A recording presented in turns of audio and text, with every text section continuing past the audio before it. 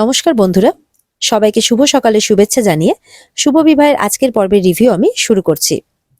Bangla serial সমাচারে তোমাদের স্বাগত জানিয়ে আজকের পর্বের রিভিউ তোমাদের জন্য।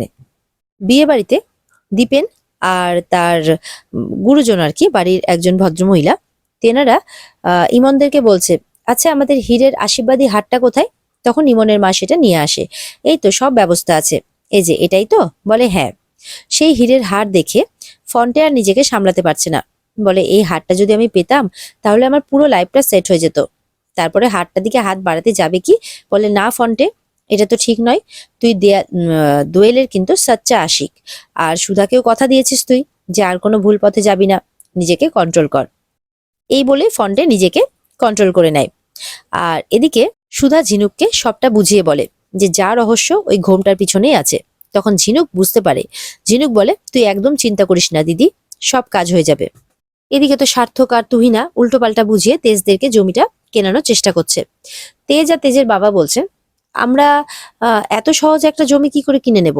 আগে তো গিয়ে সেটা দেখবো, জায়গাটা কেমন, কোন পজিশনে আছে, আমাদের কোম্পানির জন্য সেটা ঠিক কিনা, সবটা তো দেখবো।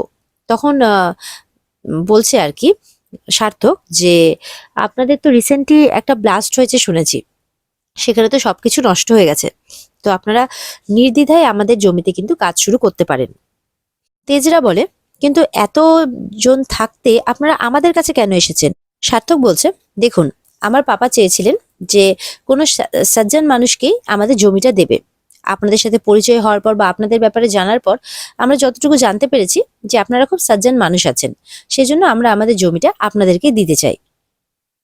এইভাবে ভুলভাল কথা বোঝাচ্ছে সার্থক। এদিকে তো সুধা ঝিনুক প্ল্যান করে এবার নাচ গানের অনুষ্ঠান শুরু করার কথা ভাবছে, যে একটু নাচ গান অনুষ্ঠান করে যদি একটু সময়টা ডিলে করা যায়। ইমন কিন্তু বুঝতে পেরেছে যে বারবার করে সুধা ওই দোয়েলের আশেপাশে কেন ঘুরঘুর করছে আর এরকম নাচ গানই করার কেন চেষ্টা করছে। তার মানে ওরা কি কিছু সন্দেহ করেছে যে এই প্রোগ্রামটাকে ডিলে করতে চাইছে? এই বলে তো ঝিনুক, তারপর হচ্ছে ওদিকে সমুদ্র, ফন্টে, পূর্বী সবাই মিলে ডান্স করতে থাকে। এমন ডান্স করছে যে সবাই একদম ওখানকার গেস্টরা একদম সেই নাচ করতেই মেতে গেছে। এই করে তো কিছুটা সময়ও ডিলে হচ্ছে। সুধা ঝিনুক তো খুব চেষ্টা করছে যে ঘোমটা ঢাকা মহিলাদের মুখ দেখার জন্য। তারা সবাই মিলে ওই ঘোমটা ঢাকা মুখ ওদেরকেও আর কি নাচের জন্য নিয়ে চলে আসে, কিন্তু তারা কিছুতেই তাদের মুখের ঘোমটা সরাচ্ছে না। সুধারাও অনেক চেষ্টা করছে, কিছুতেই দেখতে পায় না। এরপরে নাচের প্রোগ্রাম ফাইনালি শেষ হয়ে যায়, কিন্তু তারা কিন্তু মুখ উদ্ধার করতে পারেনি। এদিকে ঝিনুক বলছে, দেখেছিস ইমন কিন্তু খালি ওদেরকে আড়াল করার চেষ্টা করছে। এবার তো সন্দেহ আরো তীব্র হচ্ছে, নিশ্চয়ই কোনো ব্যাপার আছে। এরপরে ইমন বলে, অনেক হয়েছে নাচের অনুষ্ঠান। আর এনাদের বলে সেই ভদ্রমহিলাকে, সম্ভবত মার্চেন্টের মা, ওনাকে বলছে তাহলে এবার আশীর্বাদটা করে দিন সেই হারটা দিয়ে। তখন দোয়েলকে কিন্তু সেই বড় সড়ো হীরের হারটা পরিয়ে দেওয়া হয়। দোয়েল তো খুব খুশি। এবার ঝিনুক এসছে। ঝিনুক এসে বলছে যে হারটা তো আপনি পরিয়ে দিলেন, কিন্তু হারটা পরে নববধূকে কেমন লাগছে এটা ও দেখতে ইচ্ছা করছে না। তো দাঁড়ান, আমাদের কাছে একটা ব্যবস্থা আছে। সুধা তখন একটা আয়না নিয়ে আসে। আয়নাতে তখন বধূকে বলে যে আপনি আপনার মুখটা দেখুন। তখন সে যখনই ঘোমটা টানা অবস্থাতে তার মুখটা দেখছে, তখনই সুধা আর ঝিনুক দোয়েলের মুখটা দেখে ফেলে। আর দেখে তো তারা অবাক হয়ে যায় যে তারা এতক্ষণ যেটা সন্দেহ করছিল সেটাই ঠিক।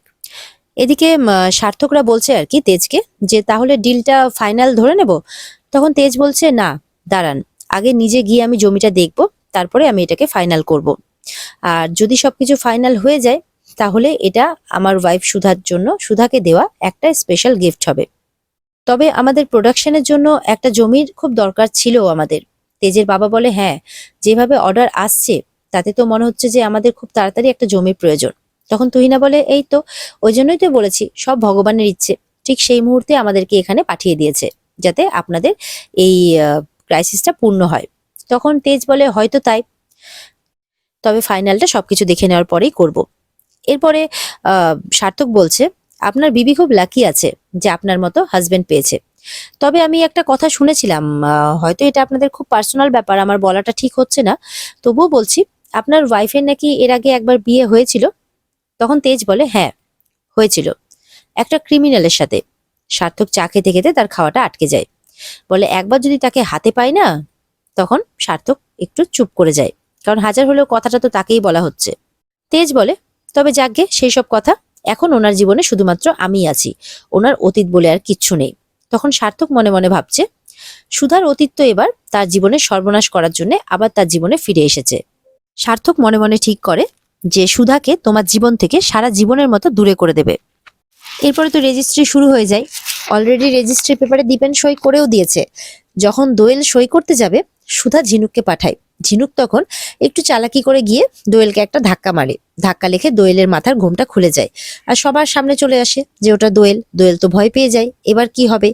তখন ফন্টে অবাক হয়ে যায়, বলে দোয়েল তুমি এখানে এইভাবে।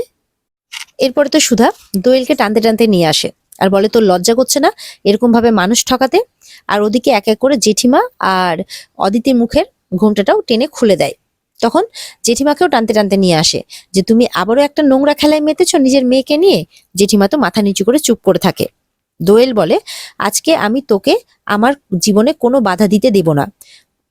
আমি শুধুমাত্র আমার জীবনটাকে গুছিয়ে নিতে চেয়েছিলাম, তাতে অসুবিধাটা কোথায়।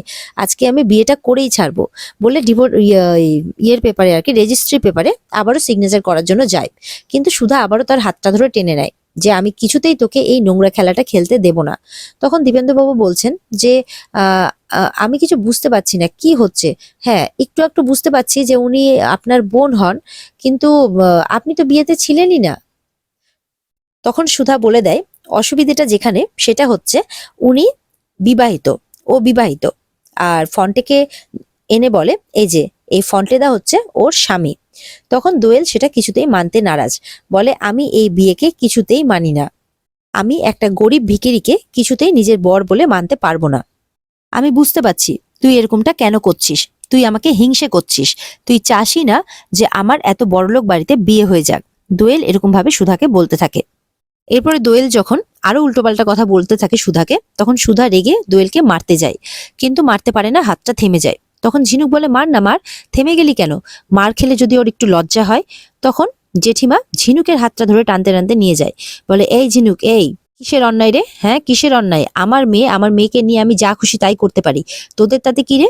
তখন সুধা জেঠিমাকে বলে তোমার একবারে লজ্জা হয় না তাই না জেঠিমা, এর আগে বুদ্ধি করে প্ল্যান করে ভুলবশত ফন্টেদার সাথে তোমার মেয়ের বিয়ে দিয়ে দিলে, তুমি আবারও এসছো এই নোংরা খেলাটা খেলতে। অদিতি বলছে তুই কি পৃথিবী শুদ্ধা মেয়ের বিয়ের দায়িত্ব নিয়ে রেখেছিস নাকি, চিৎকার করে জোর গলায় বলছে।